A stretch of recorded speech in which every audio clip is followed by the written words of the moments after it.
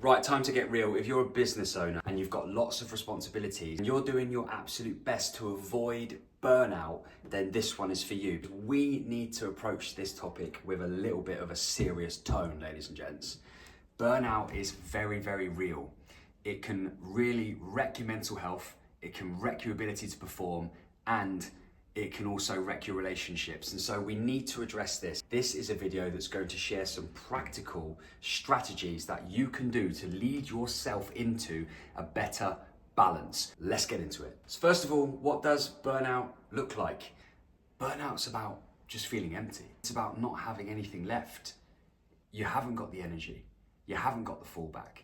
You can't stretch your mental bandwidth. Because of the weight of everything, you end up feeling extremely empty and void of any get up and go. But of course, you still show up, you still push on, but the weight and the burden gets heavier and heavier and heavier because there aren't any strategies or any release valves to help get rid of the issue.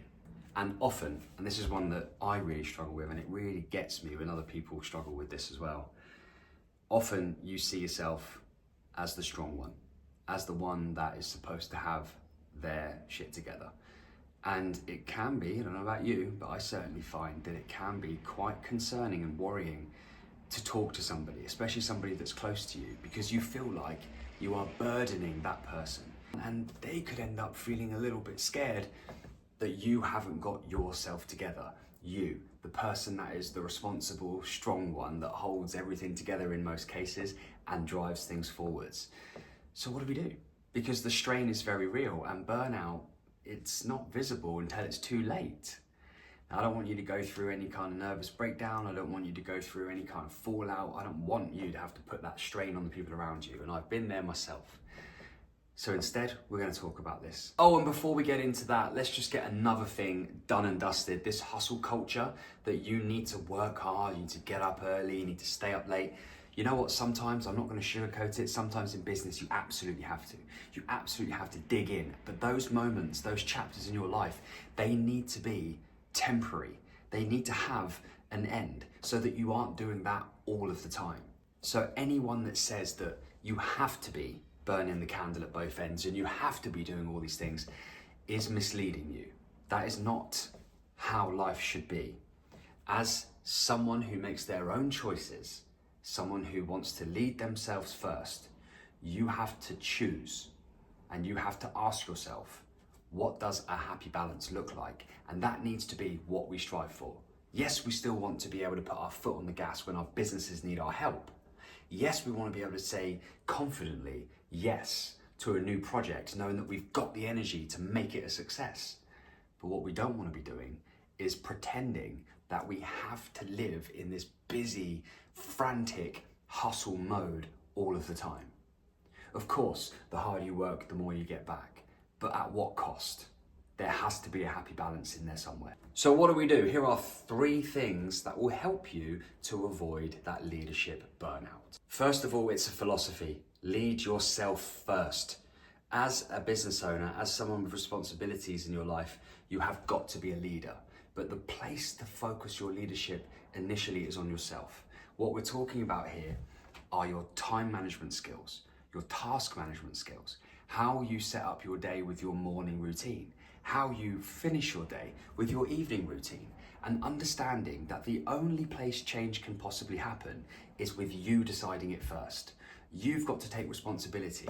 So that's not about making excuses, it's about making changes. We want to make sure that we lead ourselves as choosers, not as victims. The victim mentality of, it's just so hard, I'm working all the hours, it's really difficult. Like, this victim mindset will only keep you stuck. What will loosen this off for you and allow the situation to change is leading yourself into a world of possibilities. It might be like that now, but how could I change it? What is possible? What are my choices? What have I got no room for in my life now? What needs to budge? What is a non-negotiable? Maybe it's that you don't use your phone for the first 25 minutes of your morning. Maybe that frees you up so that you can live more organically in your energy before it's infiltrated and stolen by other people's agendas. Maybe that's something that you need to stop just listening to and hearing on various podcasts and videos, but start doing. Number 2, understand your boundaries and respect them. If you allow other people to take advantage of your energy, your time, your space, then it will weather you down. You only have a certain amount to give: time, energy, and space. So understand where your boundaries are and respect yourself enough to respect those boundaries. That's really important. As someone making decisions on behalf of other people, you've got to be able to respect your energy, time, and space. And number 3, I heard something the other day that said that the most successful people say the least amount of words. So how can you cut to the quick a little bit more in your everyday life? How can you find ways to articulate your point without repeating yourself? One thing that you can do is you can work on your ability to check and confirm with instructions. So when you're talking to somebody and you suggest that maybe they should go ahead, look into it, and send you an email later, instead of repeating yourself or carrying on the conversation, you could just say, so I just want to make sure before we finish this conversation, you're gonna look into it and then send me an email when you've done it. Is that right? They say yes. Great. I'll speak to you soon. You move on.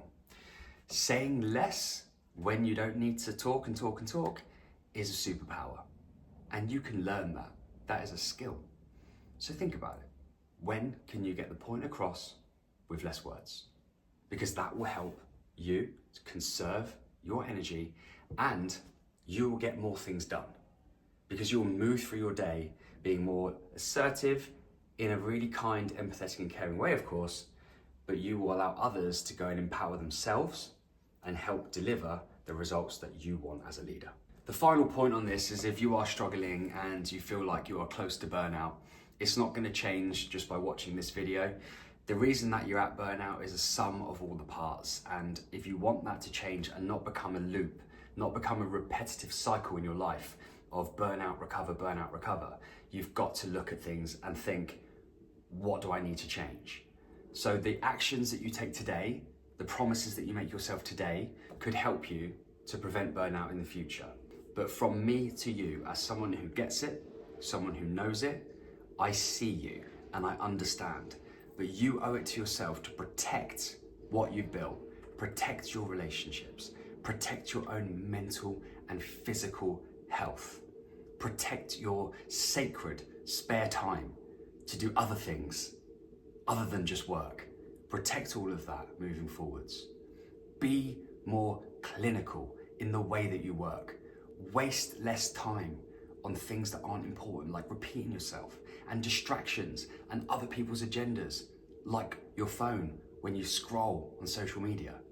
That's where you need to look. If you really want to be honest about it, if you really want to avoid burnout, cut out all the distractions and be honest about how you spend your time, your energy, and space. Because those are the finite things that you and I have that will make all the difference. How you choose to use yours and how I choose to use mine will determine where we land, will determine what we achieve, and will determine the balance of happiness in our lives. So thank you for watching this. We are on a movement together as leaders. We are here learning about how to be better leaders, better people, because when we improve ourselves as leaders, everybody else benefits from it, and we can go on and achieve way more impact, way more change in the world. So join me on the movement. Be sure to subscribe to the channel so you can get all of this stuff when it comes out. Be notified, all that jazz, and I look forward to speaking to you again in the next one.